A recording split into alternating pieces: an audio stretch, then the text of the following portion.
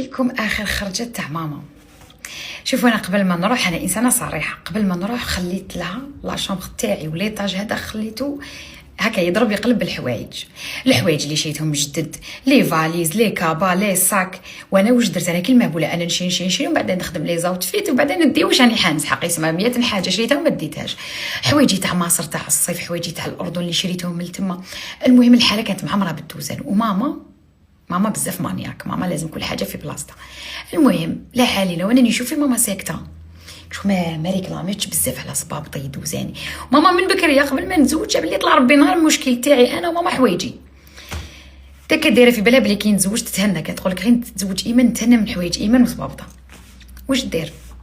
دخلت هكايا من الفواياج، دخلت لشومبرتي لقيت شومبرتي مطويه، لقيت شومبرتي مخمله كاع تشعل. انا قلت لهم طواو الحوايج هي وسميره ونبيله على الاخر واش داروا؟